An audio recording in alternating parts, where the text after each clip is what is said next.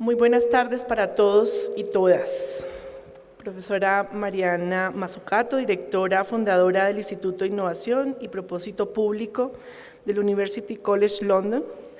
Doctora María Fernanda Valdés, viceministra técnica del Ministerio de Hacienda y Crédito Público. Estimado José Daniel Rojas, presidente de la Sociedad de Activos Especiales SAE. Querida profesora Marta Juanita Villaveses, decana de la Facultad de Ciencias Económicas de la sede de Bogotá. Estimados asistentes, líderes y lideresas sociales, estudiantes, académicos y funcionarios gubernamentales y de organizaciones no gubernamentales y de cooperación internacional convocados, señoras y señores. Es para mí un honor darle la bienvenida a el Auditorio León de Greiff de la Ciudad Universitaria, en la sede de Bogotá de la Universidad Nacional de Colombia. En nombre de la señora rectora, profesora Dolly Montoya Castaño, y el señor vicerrector de la sede, profesor José Ismael Peña Reyes, un cálido saludo a nuestra conferencista principal y a nuestros panelistas de la tarde del día de hoy. La profesora Mazzucato realizará la conferencia titulada Catalizando y dando una dirección al crecimiento económico sostenible e inclusivo, un enfoque orientado a misiones, en la cual esperamos pueda ampliar los postulados de su conocido libro pandémico del 2021, Misión Economía, una guía para cambiar el capitalismo. En Misión Economía, la profesora Mazzucato propone que se aplique un nivel de innovación público-privado, que ha dado resultado en misiones anteriores a una serie de objetivos sociales, económicos y políticos clave. Misiones, si se quiere, con el fin de salir de nuestro estancamiento rumbo a un futuro más optimista, proponiendo que los estados nacionales puedan afrontar grandes desafíos y misiones ambiciosas frente al inmovilismo actual del capitalismo. El virus SARS-CoV-2, causante de la COVID-19, nos recordó quizás de manera bastante difícil que las pandemias continúan produciéndose en este mundo globalizado e hiperconectado, poniendo en evidencia nuestra condición de vulnerabilidad ante los microorganismos y nos ha proporcionado, como afirma el filósofo sociólogo francés Edgar Morin, un festival de incertidumbres, a pesar de los grandes progresos de la medicina y la ciencia. Por lo anterior, resulta de interés la conferencia que se impartirá esta tarde.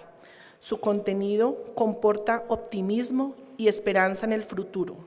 Permite reflexionar quizá sobre el papel de la nación, del Estado-nación, en coyunturas como la mencionada, antes que esta pandemia, como las anteriores, quede en el olvido. Justamente para nosotros como Universidad de la Nación, escucharla hoy en este espacio es un verdadero honor. El poder acogerlos en la histórica ciudad universitaria se convierte para nosotros en un privilegio, porque ante todo la universidad debe ser centro de reflexión sobre los problemas de la sociedad, más aún si de ellos deriva un optimismo necesario para las nuevas generaciones que se forman en estas aulas. Esta universidad que hoy los recibe y que ha albergado distintas generaciones de colombianas y colombianos a lo largo de 156 años, tiene un compromiso con la sociedad y quiere escuchar la discusión, el diálogo y la argumentación en sus distintos espacios académicos. La universidad, como institución central de la reflexión, en contraposición de la barbarie de la guerra, como espacio privilegiado de diálogo, ha tenido una importante contribución y ha sido actora en el desarrollo de Colombia. Si continuamos por la senda de la superación negociada de los conflictos con mecanismos de justicia transicional, junto con el diálogo asociado a la misma, con las reformas estructurales que garanticen la superación de la pobreza y la disminución de las desigualdades, será quizás esta la única garantía real del progreso para nuestra sociedad.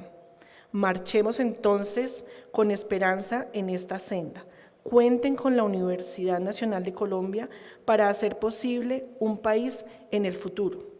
Un caluroso saludo de bienvenida a esta su Universidad Nacional de Colombia. Muchas gracias.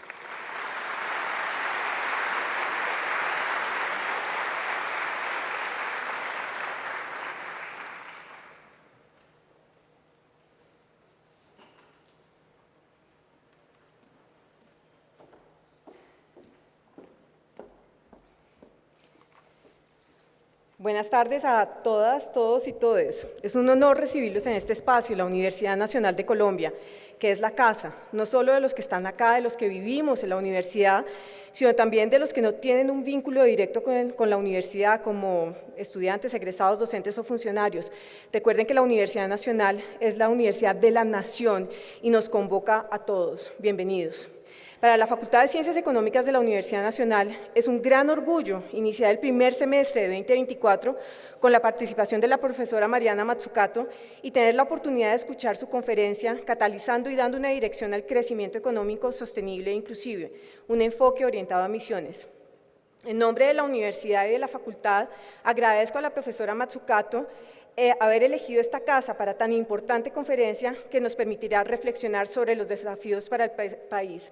Bienvenida, profesora Mazzucato. También quiero agradecer a los invitados al panel, la doctora y amiga María Fernanda Valdés, viceministra técnica del Ministerio de Hacienda y Crédito Público, y al doctor Daniel Rojas Medellín, director de la Sociedad de Activos Especiales, SAE. Bienvenidos ambos, esta también es su casa. Brevemente quiero contarles quién es la profesora Mazzucato. La profesora Mariana Mazzucato es catedrática de Economía de la Innovación y Valor Público en la University College of London, donde es directora y fundadora del Instituto for Innovation and Public Purpose. Ha sido galardonada con premios internacionales como, bueno, no sé italiano, pero Grande Ufficiale Ordine al Mérito de la República Italiana en 2021, la más alta condecoración civil de Italia, el premio John von Neumann en 2020, el premio Madame de Staël a los valores culturales de todas las academias europeas en 2019, el premio Leontief al avance de las fronteras del pensamiento económico en 2018. Más recientemente, el Papa Francisco la nombró miembro de la Academia Pontificia para la Vida por aportar más humanidad al mundo.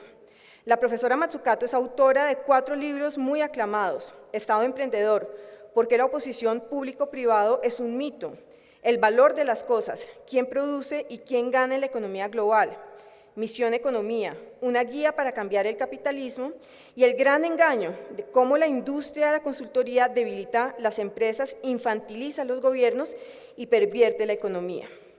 Asesora también, y esa es una de las razones por las cuales está acá, de responsables políticos de todo el mundo sobre el crecimiento sostenible, inclusive y basado en innovación. Entre sus funciones actuales figura la presidencia del Consejo de Economía de la Salud para todas las organizaciones de la Organización Mundial de la Salud, la copresidencia de la Comisión Mundial para la Economía del Agua, la copresidencia del Consejo de Iniciativas Urbanas y pertenencia al Consejo de Asesoramiento Económico del presidente de Sudáfrica. Sin más, le doy la bienvenida a la profesora Mazzucato. Gracias, ya queremos escucharte.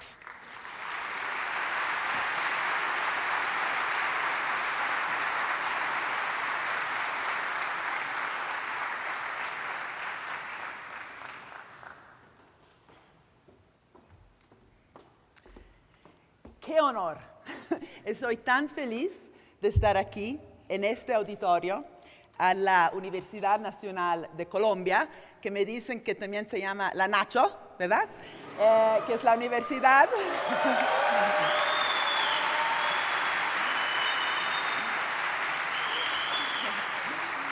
de los colombianos para los colombianos. Es increíble, es un honor, gracias. Voy a hablar sobre todo en inglés, si no, no me van a entender, pero bueno, quiero solamente antes agradecer a todos los estudiantes, todos los profesores y obviamente a la vicerrectora Loreno Chaparro, a la decana Juanita Vilaveses y a los panelistas que muy generosamente vinieron hoy para hablar conmigo y con ustedes, Daniel y la viceministra María Fernanda Valdés. Entonces, ahora necesito el clicker, que no está aquí, pero bueno, ¿puedo? ¿Está? Abajo el teléfono. No, no está, no importa. ¿Puedo usar? No importa, puedo usar, creo, eso, sí. Ok. Lo que quiero...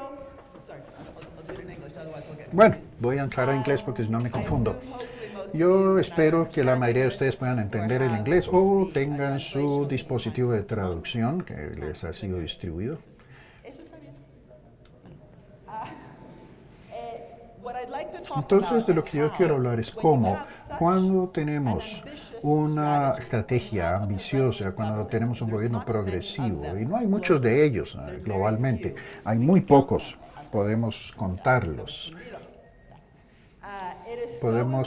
Es muy importante cambiar nuestro vocabulario y realmente ser muy claros que estamos hablando no es realmente la economía, no es solo crecimiento, sino una transformación, una agenda de transformación sobre crecimiento, porque la economía no es solamente una tasa, sino es una dirección. Y nunca hablamos de la dirección de la economía. Intentamos que la economía está allí y que son fuerzas económicas, el mercado, las fuerzas del mercado. Y tenemos estas conversaciones aburridas que son ideológicas, la mayoría, sobre el mercado, el Estado, el público y el sector privado, olvidando que realmente hay muchas agencias y agentes en el sistema. La economía es un resultado de todas las decisiones que tomamos en instituciones públicas, en instituciones privadas, en la sociedad civil y sus instituciones, en los sindicatos, ¿no? Yo escuché anoche a propósito que muchos de sus sindicatos han sido asesinados a lo largo de la historia de Colombia y debemos recordar que mucho del progreso que hemos tenido en los últimos 200 años de capitalismo fue forjado por los sindicatos y la razón por la cual tenemos fines de semana, que tenemos festivos, que tenemos permisos pagados por enfermedad, pues fueron ellos, no es algo natural, no es el resultado de una lucha. Entonces, ¿cómo todos estos actores diferentes, el público, lo privado, la sociedad civil, la economía popular, que Colombia está forjando rigurosamente, y entendimiento de lo que la economía popular, cómo todas estas organizaciones interactúan? La economía es un resultado de todo eso, no hay tal cosa como una fuerza de la economía. Entonces, todo esto, como dije, es el resultado de decisiones y debemos recordar que las crisis después de crisis y más crisis, la crisis climática, la crisis de biodiversidad, la crisis sobre el agua, la pandemia que no todos experimentamos de manera global, era pues una forma, no son naturales. Realmente todo está unido, está interrelacionado. Aparentemente la ciencia dice vamos a tener más pandemias como resultado del cambio climático en la medida que el permafrost se derrite. ¿Y por qué se derrite el permafrost? Bueno, porque hay decisiones tontas y problemáticas que se han tomado, disfuncionales, ¿no? Pues sobre todo esas relaciones disfuncionales entre todos los actores que realmente conforman la economía. Y cuando tenemos gobiernos que llegan al poder, y en este momento, sobre todo el gobierno brasileño y el gobierno de Colombia colombiano, que son gobiernos muy progresivos, que están poniendo las personas en el centro de la estrategia. Y ustedes saben, algunas personas pueden decir, solo esto es bla, bla, bla, pero hay mucha acción, hay mucha planificación que sigue, que sale de estas políticas progresistas. Y lo primero que uno hace cuando se trata de ser progresivo es admitir que necesitamos tomar propiedad de las decisiones y todo lo que hablamos. No hay razón por la cual debemos aceptar esas burocracias aburridas que son inertes, ¿no? Que son estáticas, ¿no? No hay razón por la cual debemos aceptar tener compañías que en lugar de invertir sus utilidades en el sistema, extraen de esas utilidades del sistema. En el norte global, aunque no me gusta el término, que 500 compañías más grandes, según Standard & Poor's, gastan $7 trillones comprando de regreso sus propias acciones para aumentar el precio de las acciones y de las otras opciones y títulos valores. Y no hay nada natural en eso. Ese es el resultado de decisiones que se han tomado compañías para maximizar el valor de los accionistas. Pero hay otras formas también en las cuales podemos estructurar esas compañías alrededor del valor de todas las partes interesadas. Capitalismo, en algunas partes del mundo, las organizaciones, sindicatos están en las juntas directivas de las compañías, por ejemplo. Y debemos mirar entonces el valor de participación, no maximizar sobre el valor de los accionistas. Entonces estos planes aterrizan sobre estructuras. En Colombia tenemos el Plan de Desarrollo Nacional, por ejemplo, muy ambicioso, extremadamente ambicioso. Uno puede decir que incluso podría haber sido más ambicioso, ¿no? Es muy ambicioso, pero ¿cómo podemos hacer ese plan que tiene que ver con la utilización de la tierra, el agua como un bien común, agua como un derecho humano, seguridad, justicia social, los derechos humanos, el derecho a la comida? Sí, tenemos la Declaración de los Derechos Humanos ahí por muchos años, pero no hay un derecho humano a la comida que esté en nuestros planes de desarrollo globalmente. La transformación productiva y la acción climática en el centro de esa transformación productiva. Conocer cómo distinguir lo productivo de lo no productivo, creación de valor, extracción de valor. Muchas personas, lo más posibles en las economías de nuestras sociedades, que deben estar en el centro de esa creación de valor y de ese proceso productivo. Y la conversión, como muchos países, incluso en mi país, Italia, que es mucho más pequeño, hay una gran divergencia territorialmente. Y esto es muy ambicioso, ese plan. Pero también es imposible lograr esos planes si no hacemos lo que Petro dice ahí, y los mercados no va a arreglar la crisis climática y salvar la humanidad. Regresamos a este punto que yo hice, el mercado por sí solo, ¿qué es? No, es un resultado, como lo dije.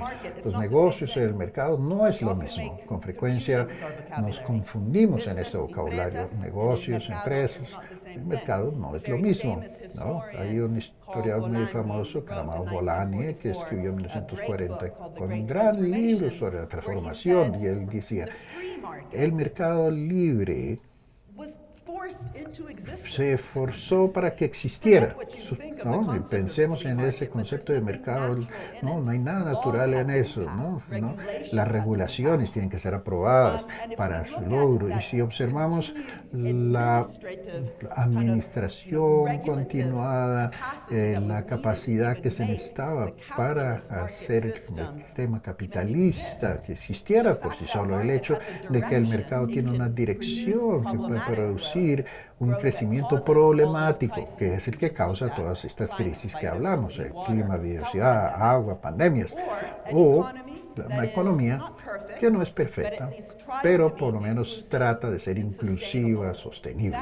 Eso significa realmente una dirección de estos mecanismos de mercado que los gobiernos deben tomar en sus decisiones con la participación del público y lo privado. Y el problema es que la ideología, esta ideología constante, Estado, mercado, público, lo privado, ha hecho que los gobiernos progresivos globalmente, y bueno, nueva laborista en el Reino Unido ha propuesto, y Reagan, ¿no? Entre todos los demás, pero el mejor, el gobierno, es arreglar estas fallas de mercado, por ejemplo, ¿sí? Fallas de mercado, y hay toda una economía, teoría económica sobre eso, estudios, y a propósito, contenta de estar en Anacho porque sé que ustedes tienen un departamento de historia y pensando cómo se abordan estos temas económicos. Un debate, no solamente es un grado de economía, es un debate sobre cómo estudiar economía y los diferentes valores que se involucran. La idea de que el mercado existe y el rol del Estado es arreglar el problema, no por diseño, no por coincidencia, por diseño vamos a fallar. Vamos a ir entonces de crisis en crisis. Y por diseño vamos a ser no proactivos, sino reactivos. Y por diseño estamos poniendo como curitas, ¿no? Cerotto en italiano. Curitas, sí. Es imposible poner estos vendajes o curitas para arreglar la economía poniendo parches aquí y allá, pero la teoría de la falla de mercado es lo que hace. Dice que cuando tenemos unas tendencias positivas, por ejemplo, con los bienes públicos, necesitamos que el Estado entre y financie. Y a propósito, no tenemos suficiente de esa financiación. Investigación y desarrollo, que con frecuencia se ve como un bien público, ¿no? La parte básica de eso, ¿no? Porque los campos de acción son tan amplios, porque el sector público debe entrar a hacerlo. Sí, bueno, el Estado, por supuesto, debe invertir en ese desarrollo de investigación básico, pero hay que solucionar el problema, llegar al fondo del problema, porque si no vamos a estar botando dinero sin parar, en huecos, sin tener un resultado. Y lo opuesto es la externalidad negativa, cuando tenemos demasiada inversión en el sector privado, por ejemplo, algo que puede ser el gobierno entra y pone un impuesto al carbono para reducir cierto aspecto, o hay información simétrica, ¿no? Que la financiación va entonces a las pequeñas y medianas empresas. Entonces el gobierno establece planes de financiación para las pymes. Otra gran falla, por ejemplo, es las fallas de coordinación. Muchísima inversión en el boom, muy poca inversión en las épocas malas, ¿no? Esos son los ciclos económicos. Entonces, no es que estas fallas no existan, por supuesto que sí. El punto es que si estas fallas son tan estructurales y suceden constantemente, entonces, ¿por qué decimos que el mercado está perfecto, que en ocasiones se equivoca y que necesita el gobierno que entre y arregle el problema, cuando realmente exige más bien una teoría, que no sé, yo he tratado de contribuir en mi propia forma sobre la creación y darle forma a una economía, explícitamente la dirección de esa economía, ¿en qué sentido va? Y puede ser que todas estas cosas importantes que ya mencioné, financiación para compañías pequeñas, financiación para investigación y desarrollo, buenos impuestos que previenen las malas prácticas, ¿no? Más bien incentivan otras, porque el gobierno, ¿no?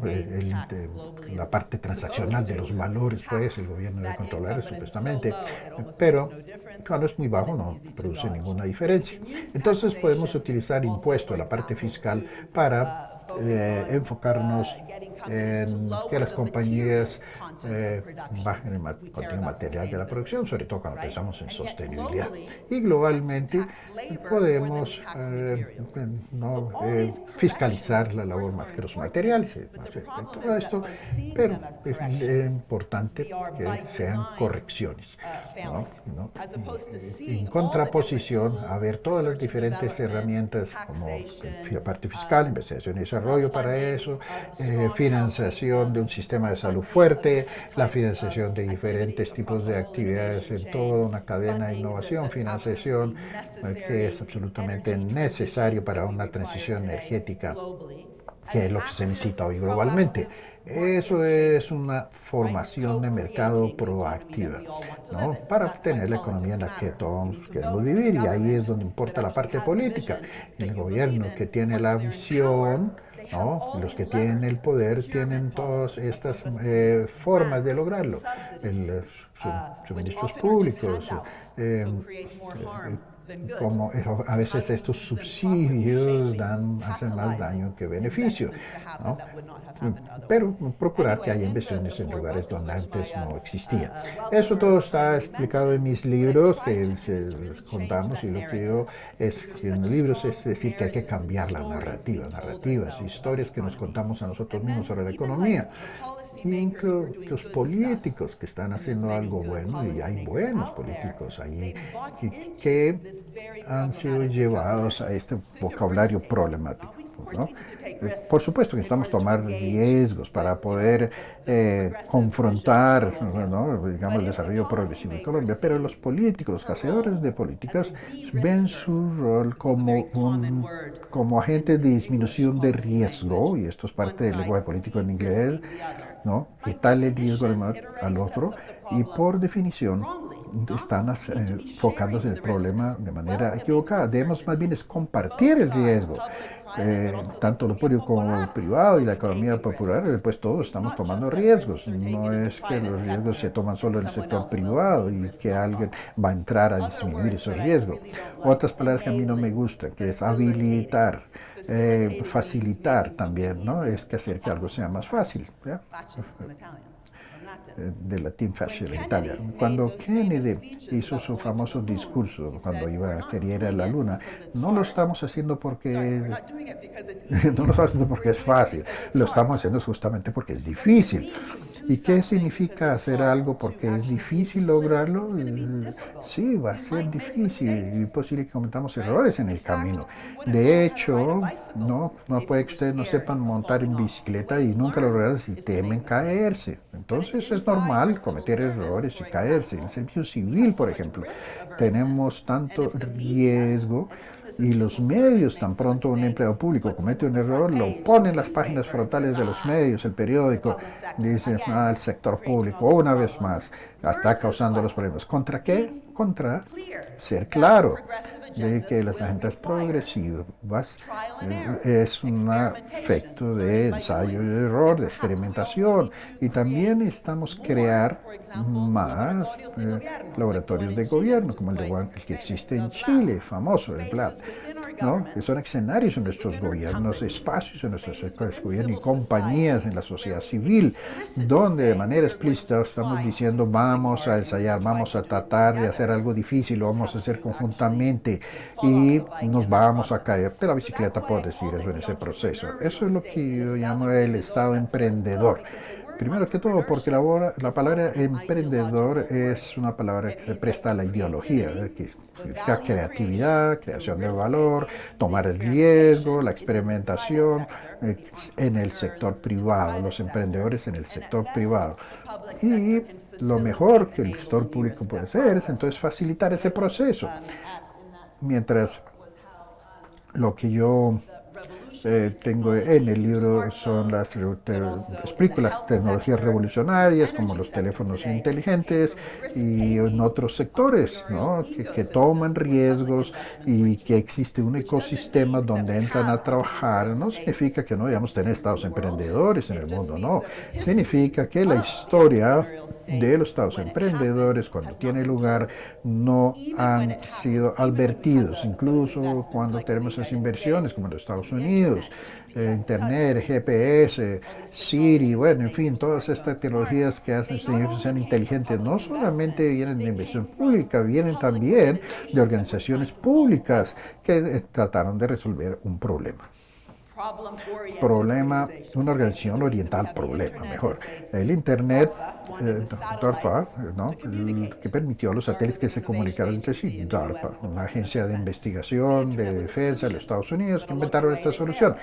Pero por supuesto en el camino fallaron, el GPS. Es para la Marina, donde querían saber dónde estaban sus embarcaciones. Eso era importante para la Armada. GPS era la respuesta.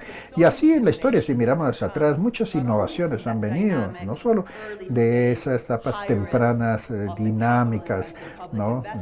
Que querían inversiones públicas grandes. Y era importante porque no decimos esa historia, sin embargo, ¿no? Y hay que estudiar esas formas organizativas. ¿Cuál fue la cultura de esas organizaciones? ¿Cómo pensaron su trabajo, su manejo de recursos humanos? ¿Cómo abordaron el riesgo?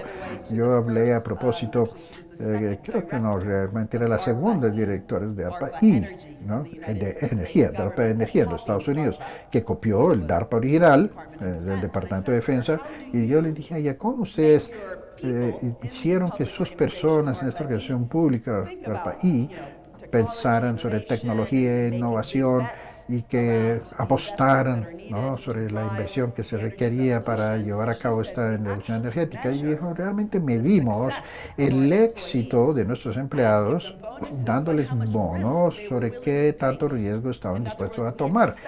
Y esperábamos que ellos cometieran errores en el camino. Y si no, eso era malo. Había que cometer errores. Y también, por sus éxitos, queríamos que fueran atrevidos, ¿no?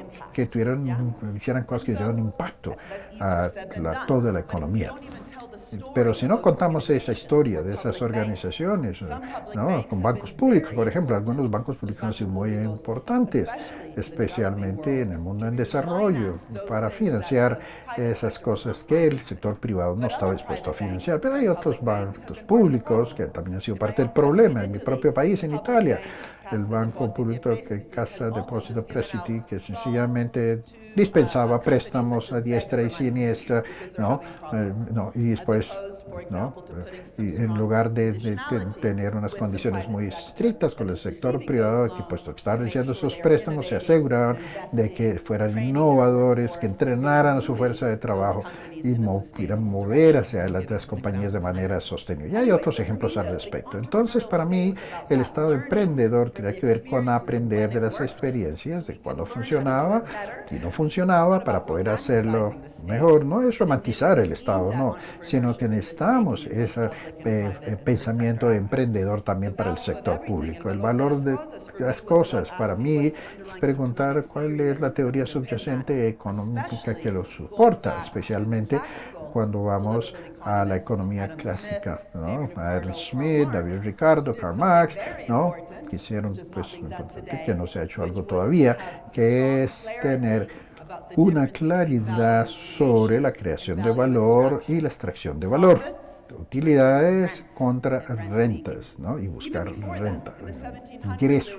En el siglo XVIII, ¿no? Trudeau, Canet, ¿no? Hicieron esta primera hoja electrónica, si se puede decir, ¿no? Donde ahí etiquetaron a los terratenientes, y aquí hay mucho terrateniente, hasta donde entiendo, y también, créanme, hay en otras partes del mundo, y lo llamaron la clase estéril. ¿Por qué? Pues porque creían que los granjeros creaban un valor y a través de esa economía, en 1700 algo, la sociedad agrícola, hacían un seguimiento de ese valor del sistema económico y se preocupaban que el sistema se reprodujera a sí mismo, ¿no?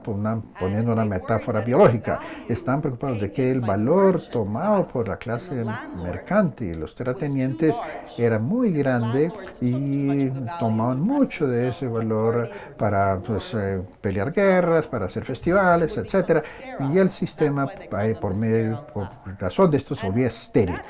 Y esa atención, si se quiere, a las condiciones objetivas de la producción, de las diferentes clases que existen en la sociedad y cómo el valor circulaba en esa sociedad, y tener una distinción muy clara entre ingreso y utilidades se necesita mucho hoy en día. Yo cuento la historia de ese valor en todo prácticamente, ¿no? La economía, teoría de que tenemos una teoría de valor, que crea la teoría del precio, que crea la forma en que se intercambian las cosas por medio de precio, ¿no? Entonces, hay toda una lógica, pero también tenemos una economía subjetiva, economía donde toda la atención está puesta sobre el individuo. El individuo como consumidor maximizando una utilidad, firmas maximizando utilidades, e incluso trabajadores que son tratados como individuos que maximizan su escogencia de entretenimiento contra el trabajo, por decirlo así. Entonces son decisiones que se pueden incluso plotear y utilizar cálculos matemáticas, y se encontró que se encuentran las curvas de oferta y demanda. Ahí está el equilibrio para decir, ¿no?, que empieza a producir un valor. Y esto realmente no es una coincidencia, ¿no? Midiendo el Producto Interno Bruto de una manera muy extraña, donde algo si tiene precio, pues se considera valioso. Si usted contrata a su nana, por ejemplo, para el bebé, y se preocupa por la calidad de comida, por decir también su Producto Interno Bruto, pues hay que ser cuidadosos. Y si usted contamina, pues esto sube el Producto Interno Bruto, porque hay un gasto. Y también la economía medioambiental, esto he estado trabajando mucho. En la economía de emisión, en la economía de emisión, economía, para mí era más como un libro de recetas, y esto es cierto, cómo podemos crear resultados en una economía orientada a esto, ¿no? Orientada a propósito, cómo un negocio orientado a propósito o a misión o su gobierno se pueden abordar los principales desafíos de nuestro tiempo, poniendo atención a los detalles en lugar del famoso bla bla bla de estas asociaciones público-privadas. porque las profesiones son problemáticas, ¿no?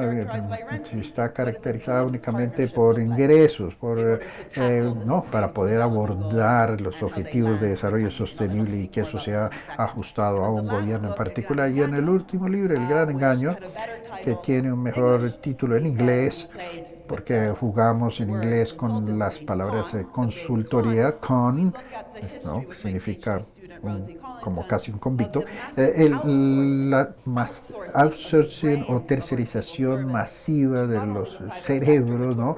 No solamente del sector privado en general, sino ya de un sector muy particular del mundo de los negocios. Ya hay un incentivo para esa industria, ¿no? Sobre todo como colocar contratos, ¿no? Y ahí entran a jugar otros aspectos como el conflicto de intereses. Y por un lado de la calle y el tesoro y la parte regulatoria en el otro lado de la calle. La esquina. En Australia, muchos casos de este tema, PwC, asesorando a las compañías médicas y los reguladores regulando los dispositivos médicos. No es teoría de satélites, pero es lo que ha venido funcionando y es un síntoma de que algo muy profundo está sucediendo que está conllevando en ocasiones a falta de inversión y que entonces después, cuando todo va mal, se culpan a las instituciones públicas y esto hace que se vuelva fácil decir, no, se nos dijo que hiciéramos algo en lugar de decir nosotros somos responsables por esa decisión, ¿no? Somos responsables y poniendo como una vara para medir, ¿no? Entonces todo tiene que ver con barro y coraje también.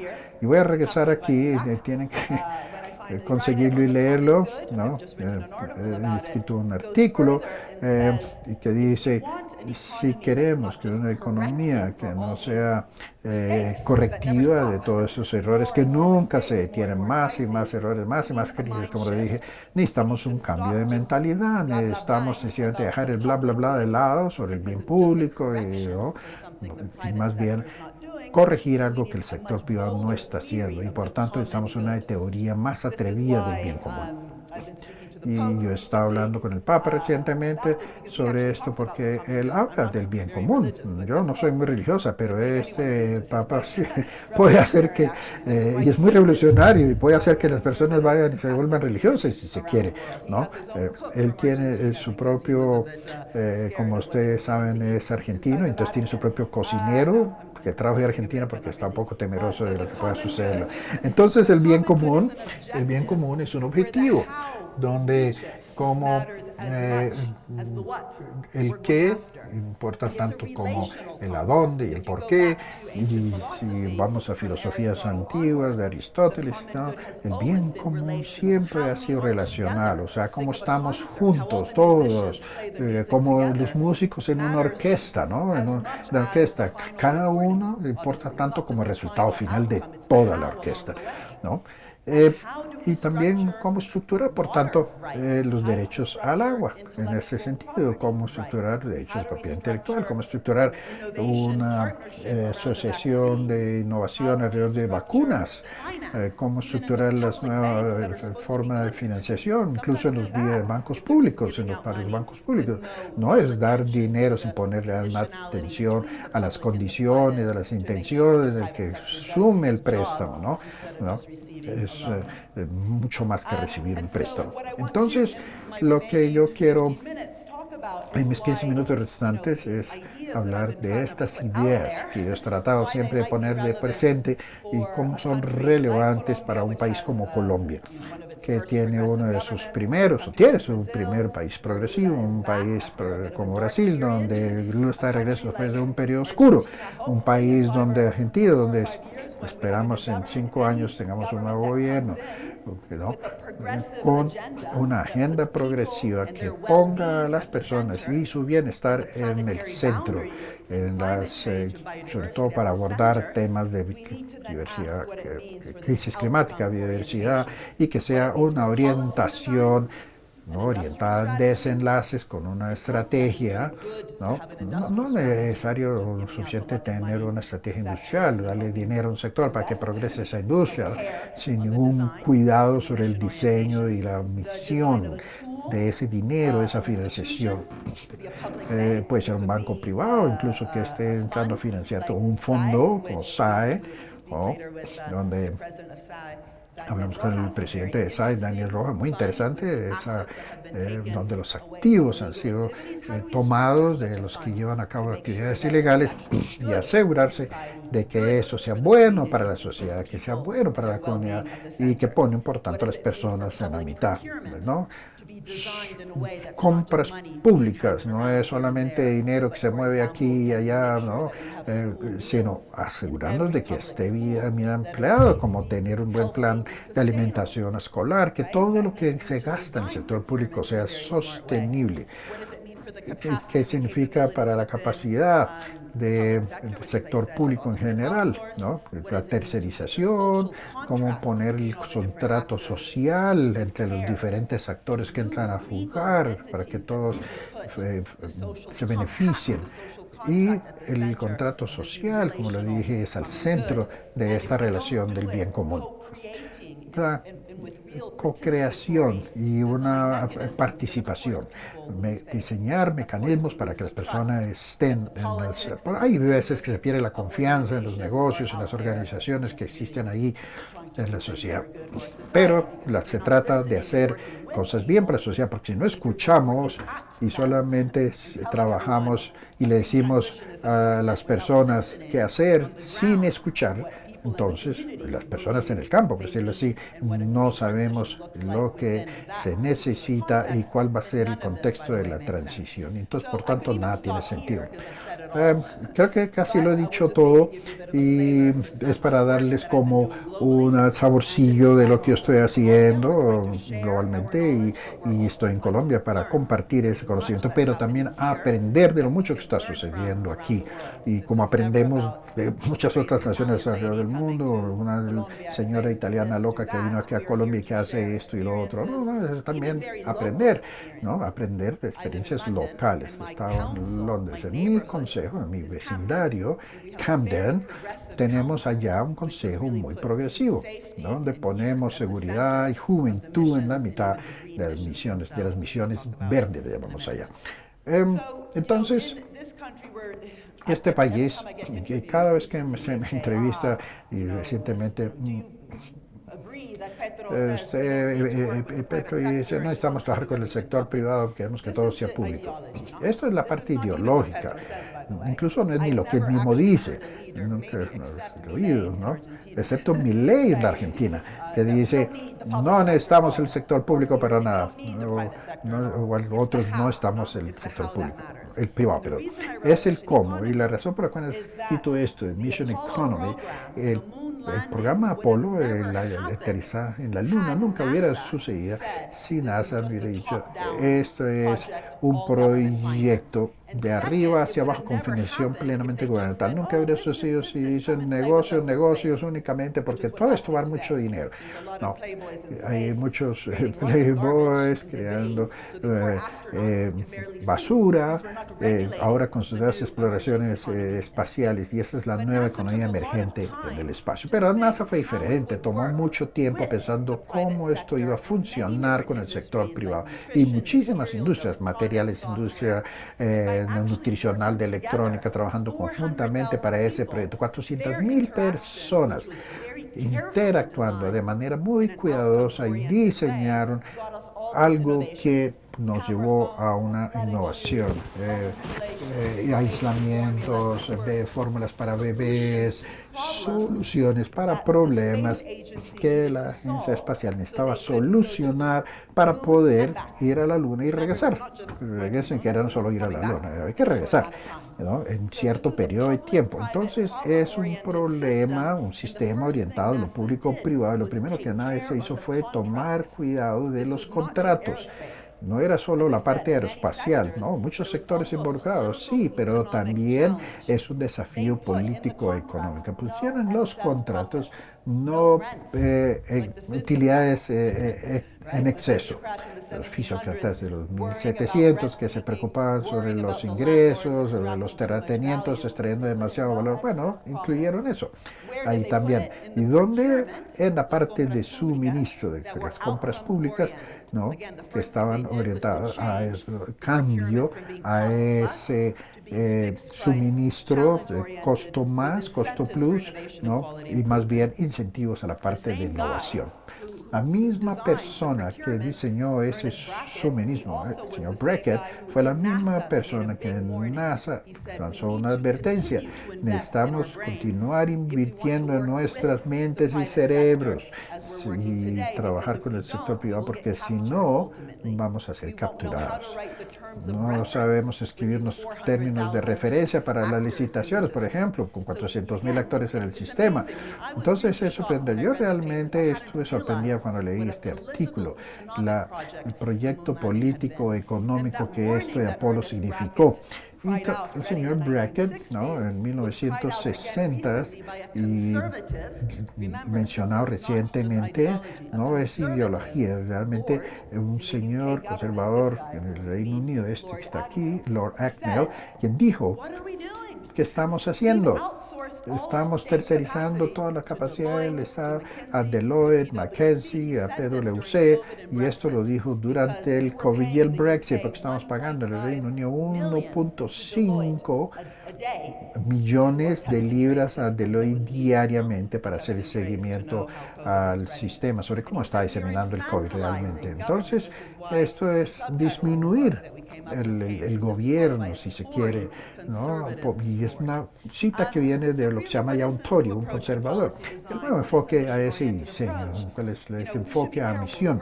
Deben ser cuidadosos. Misión es una palabra fácil de usar, ¿no? Cuando llego a casa cansada y le digo a los niños: ayúdenme a hacer la cena, ¿no? Porque yo todo sola. No podemos usar la palabra misión ahí.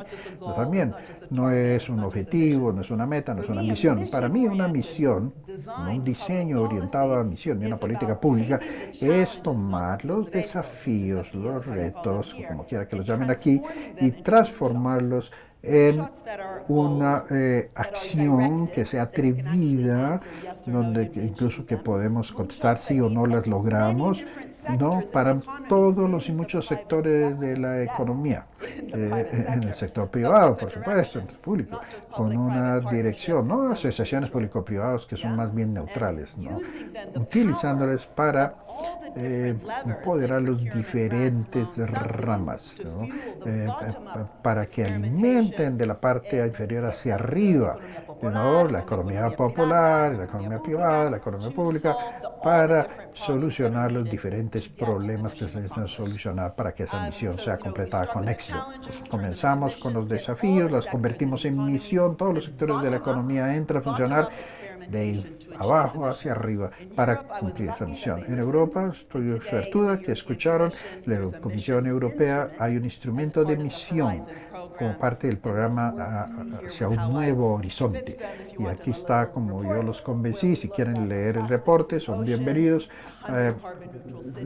100 ciudades neutrales en carbono a lo largo de Europa. Bueno, esto es un ejemplo de cómo la política europea tiene que cambiar. Ya no es solamente bla, bla, bla, y hablar sobre inclusión, sostenibilidad, cambio climático, etcétera, sino es catalizar todo esto y llevarlo ya a la siguiente etapa, que es la experimentación, atrevido, ambicioso, que llegue a todos los sectores, interdisciplinario. Para las unidades significa que no es solamente la ciencia dura, no, necesitamos las humanidades y las ciencias sociales también para ayudarnos a pensar, si se quiere, a dónde es que queremos ir.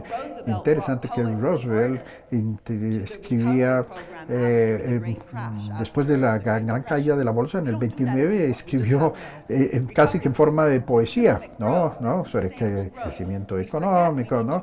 Nos olvidamos que estamos involucrar también la cultura, traerla a la mesa, ¿no? Los poetas locales, los músicos locales, etcétera, que sean parte de la conversación para que todos trabajemos hacia esa meta. Y para esta solución que yo llamo de abajo hacia arriba. Recientemente escribí un reporte para CEPAL y la Comisión Económica para el Caribe y Latinoamérica, y sobre la realidad de Latinoamérica, donde también con frecuencia, como ustedes saben mejor que yo, Hay sectores que han tenido muchos subsidios, sectores que buscan siempre mayores ingresos, minería que agotan los recursos naturales, ya no que se han visto como sectores sino transformadores, ¿no? Para llegar a cumplir una misión. Este ejemplo aquí en particular, ciudades neutrales en carbono y no solamente energías renovables y lo que hay que hacer, sino también cómo comemos, cómo construir, los materiales que utilizamos en construcción. Y todo esto va a alimentar innovación. Innovación para crecimiento. Pero acuérdense, crecimiento es el resultado, el desenlace de un proceso que exige mucha inversión, mucha innovación, capacitación, educación de una fuerza de trabajo para que vayan a una dirección en particular. En Barbados, yo trabajo muy de cerca con un grupo, lo que esto significa para una pequeña nación-estado, transformando eso en un gran estado oceánico, ¿no?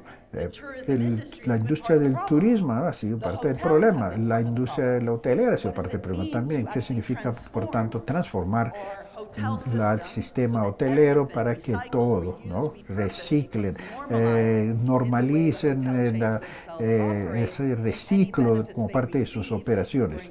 Y durante el confinamiento, por ejemplo, el encierro, los hoteles hicieron muchísimo apoyo, globalmente, no solo en Barbados, subsidios. Entonces son inversiones que deben ser condicionadas. Vivienda, sistemas de agua, de alcantarillado.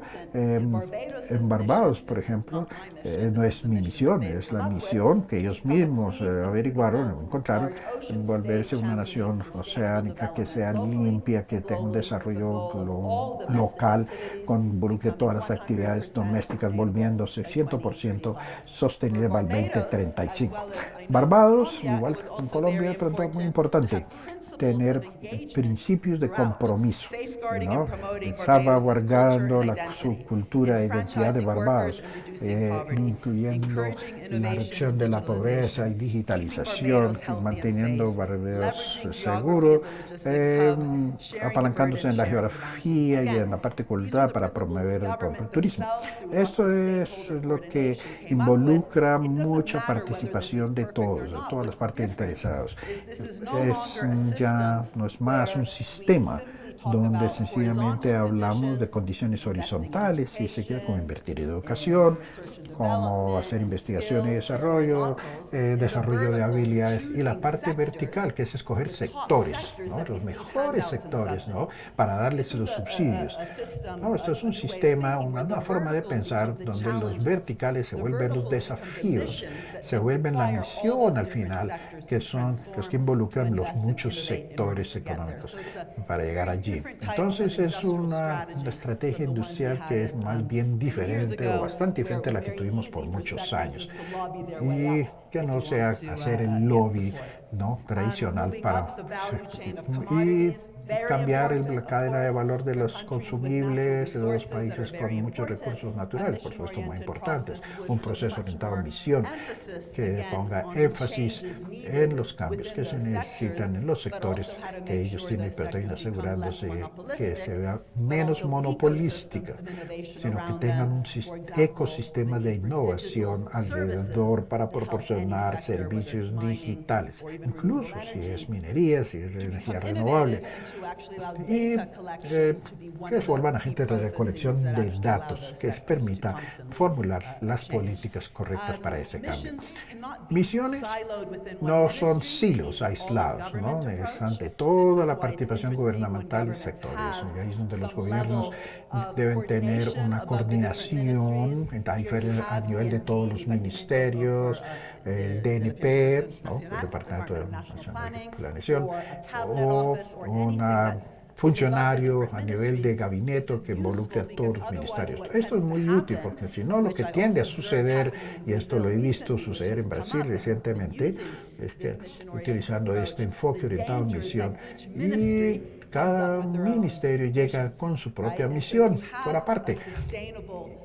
Allí no hay una estrategia económica social. La pregunta real debe decir qué significa esto y cómo involucrar a todas las áreas del gobierno, más que tener cada área del gobierno formular su propia solución, si se quiere. Entonces es una coordinación alineada. Es como cuando hay guerra, ¿no? Hay cuartos de guerra, ¿no? Porque todo el gobierno, el país está preocupado en ganar en la guerra, ¿no? También para los problemas sociales, ¿no? Los gobiernos tienden a ser más bien verticales, trabajando en silos, y eso no puede ser. También interesante, Brasil, con el instituto que hemos estado interactuando y ayudando con su propio plan de desarrollo nacional. Exige que todas estas diferentes áreas que están ahí funcionen de manera alineada. Resultados, que es una alineación en presupuesto, por ejemplo, ¿no? Alineado todo con las estrategias para el bienestar, ¿no? Y el Departamento de Salud, por ejemplo, cómo este bienestar debe ser abordado dentro de ese ministerio o el Ministerio de Educación y así. Y por eso es que todo esto es muy interesante, ¿no? En la medida que este plan de desarrollo aterriza en Colombia, por ejemplo, preguntamos qué significa para los cambios que el gobierno necesita hacer, alejándose de esa forma estática, incluso una forma de medir valores, de hacer análisis, de trabajar con valor presente neto, si se quiere, ¿no? Lo que estamos tratando de hacer es realmente cumplir una misión. He trabajado mucho con gobiernos que piensan literalmente cómo reemplazar la matriz estática, ¿no? Para el cálculo de valor presente neto con otra métrica que capte la habilidad de la economía para alimentar el proceso de crear nuevas soluciones. De pronto, como lo que les mencioné del proyecto Apolo de la Luna, que involucró muchos sectores, incluso si tuvieron fallas en el lanzamiento de cohetes antes de llegar a la Luna, muchas pruebas se explotaron estos cohetes. Creo que mi tiempo está agotando, pero muy interesados en aprender de diferentes países. El cómo transformar, como con los bancos públicos, cómo transformar los bancos públicos y las compras públicas, cómo transformar como el FCI, que reinvierte y poniendo a las personas al centro, ¿no? De los territorios, porque territorios como Colombia, por ejemplo, bueno, los Estados Unidos también, hay diferentes estados y partes remotas, entonces que exista una cohesión realmente, y hay que experimentar con esas nuevas herramientas que se van desarrollando para eso. Soy un poco nerdo sobre las compras públicas, y hay una gran gráfica, si se quiere, para cada presupuesto gubernamental, pero con frecuencia se malgasta, porque se malgasta si no existe una meta innovadora al final. Pensemos en las diferentes regiones y problemas que tiene esta región, y utilizar este apalancamiento, ¿no? Que es una gran porción del gobierno, del presupuesto gubernamental, para crear un mercado, ¿no? Es darle forma al mercado, ¿no? Que permita que las compañías tengan una financiación, sobre todo para las pymes, y que escalen, ¿no? Y que tengan un mercado al cual servir. Pero a veces no sucede, ¿no? Esto es un apalancador muy crítico, pero es una gran herramienta. Los bancos públicos, una vez más, ya creo que lo mencionó, existen todo lo largo y ancho del mundo. ¿Cuál es la diferencia entre un banco público que únicamente da dinero a sectores que están en problemas contra un banco que es orientado a misión, que suministra financiación a largo plazo a aquellas compañías que están dispuestas a trabajar con problemas que existen a nivel local, regional o nacional? en Camden. Tenemos este fondo de bienestar, si se quiere, ¿no? ¿No? Mucha música, mucha creatividad, mucho ambiente artístico. De ahí vino Amy Winehouse a propósito. Y lo que están tratando de lograr es poner a la gente de la comunidad en la mitad del proceso gubernamental para asegurarse de que el valor que se produzca sea reinvertido. ¿No? Y hay para eso políticas ya fiscales a nivel de esa pequeña área y es tener un enfoque diferente, ¿no? Que no es crecer por crecer solamente. Y tuvimos una reunión muy interesante hace un par de días con el ministro de Hacienda en Colombia, preguntando justamente de cómo se vería en Colombia, por ejemplo, los nuevos bancos públicos, ¿no? Para que estén estructurados y más alineados, que estén dispuestos a financiar los planes de desarrollo nacional. El Grupo Bicentenario, por ejemplo, estuvo en la discusión. ¿Qué significa para mí tener un plan de desarrollo que tenga un enfoque a misión? ¿No? ¿Y qué significa esto para un holding como el Grupo Bicentenario, que tiene un portafolio de empresas y de inversiones? ¿Y qué es transformacional? ¿Cuáles son las métricas que necesitamos para asegurarnos que los préstamos, por ejemplo, y las inversiones de este holding sean dadas a las diferentes entidades que están haciendo que las cosas sucedan y que si no fuera por esa financiación no sucederían? Creo que ya me consumí todo el tiempo. Recuerden que viene un panel, pero solo para decirle que hay temas, problemas globales, muchos bancos públicos globalmente que conjuntamente tienen 20.2 trillones de dólares, pero no trabajan conjuntamente y ni siquiera trabajan conjuntamente con sus propios pares regionales, el Banco Interamericano de Desarrollo, el IDB, por ejemplo. Siempre vamos al argumento de que existen unos planes globales, como los Objetivos de Desarrollo Sostenible, y hay otros bancos multilaterales que tienen una relación con los bancos nacionales, que por supuesto tienen sus condiciones para que las compañías obtengan las financiaciones. En Alemania, por ejemplo, sector de acero, ¿no? Con gran banco del banco alemán, y se condicionó a ese sector que redujera cierto contenido de materiales en su producción de acero, ¿no? Sino tenían que hacerlo para poder obtener el préstamo. Bueno, ¿cómo lo iba a lograr? Ya era para la industria hacerlo, pero era lo que se llama una financiación direccionada a una misión que era reducir la contaminación y la proporción de ciertas materiales en las presas de acero. El secretario general de las Naciones Unidas llama el multiplicador de los Objetivos de Desarrollo Sostenible. Cada dólar, cada libra esterlina que se invierte, cuánto más multiplica y hace parte de ese Producto Interno Bruto. Por eso es interesante pensar en esa relación entre estas ideas y ese portafolio de transición climática que es muy central a los departamentos de Medio Ambiente y Sostenibilidad. Aquí en Colombia tenemos la ministra Susana Mohamed, por ejemplo, tenía una reunión que desafortunadamente no se pudo cumplir. Y finalmente esta idea de que necesitamos poner el contrato social en la mitad. Una vez más, para mí esto es ir de regreso a lo clásico, ¿no? Que sea ex ante en lugar de ser ex post, ¿no? ¿No? Postdistribución, cómo tener el capital, lo público y lo privado, lo popular, ¿no? La economía popular, y que construir esas relaciones, ¿no? Para que sean contractualmente anti, no post. Y esto es central en este nuevo enfoque que yo lo explico en el libro. Es distinguir entre los diferentes ecosistemas, lo que son parasíticos contra neutrales. Necesitamos las condiciones. Ya mencioné un ejemplo, como las industrias, ¿no? Que experimentan y que evitan o que cometen errores en su proceso, y inversiones también que no sean netamente extractivas, y tener acceso a los beneficios de la creación colectiva de valor.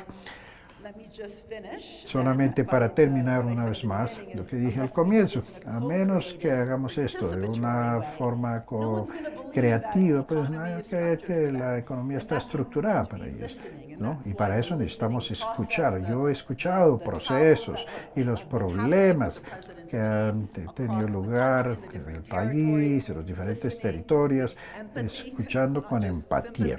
No solo simpatía, sino empatía, trabajando conjuntamente con todas las partes interesadas. Muy importante la economía popular, y creo que ustedes están liderando en ese aspecto, ¿no? En ese sentido tenemos que aprender de ustedes, ¿no? Y la universidad está contribuyendo muy fuertemente a esa idea.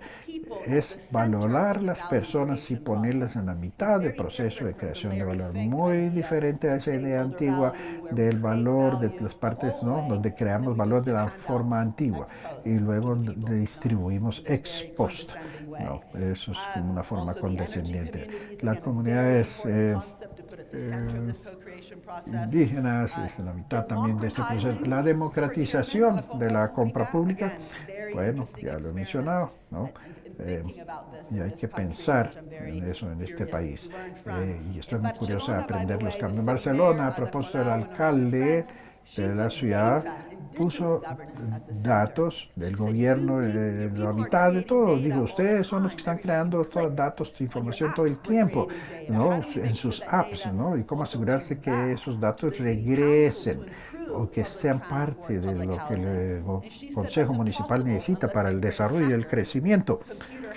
Y puso hackers, incluso en el servicio civil, para que utilizar su talento y ayudar a la recopilación de estos datos. En Camden también lo que mencioné, ¿no? Transformando los bancos de comida en cooperativas. Una cita muy interesante de alguien en Camden dice, yo estaría muy apenado de llevar a mi familia a un banco de alimentos, pero realmente estoy muy orgulloso de decirles que esto ahora se hace de una forma muy cooperativa. En Suecia también, creo que lo mencioné, crearon su proceso de suministro participatorio. Vivienda, por supuesto que necesitamos vivienda para todos, pero ¿qué significa poner un enfoque de derechos humanos ahí, ¿no? Para que sean comprables de manera adecuada, digna, que tengan una buena ubicación, que tengan los servicios, que sean construidos con buenos materiales? Bueno, son todos esos conceptos que vienen de un enfoque de derechos humanos, ¿no? En la mitad de esa estrategia económica, y es un programa, si se quiere, orientado a misión, ¿no? Para el bien de las personas. Bueno, creo que he hablado demasiado, voy a detenerme, ir al final, y esto exige un cambio que a su vez exige un cambio de vocabulario, la co-creación, de quitar el riesgo y construcción de capacidad. Creo que me salté la última parte. Una de estos versos, sin invertir dentro del proceso de aprendizaje de los servicios civiles. El laboratorio de gobierno, aprender como objetivo en el servicio público significa cambiar a la burocracia, si se quiere. Y la idea es que necesitamos una nueva valoración dinámica, no estática, que sea para que el ministro de Hacienda incluso pueda trabajar de manera orientada a una misión. Y el proceso de valoración en ese ministerio utiliza la parte económica, porque ellos son los que van a dar la financiación para todos los proyectos. Muchas gracias, y eso es todo de mi parte por el momento.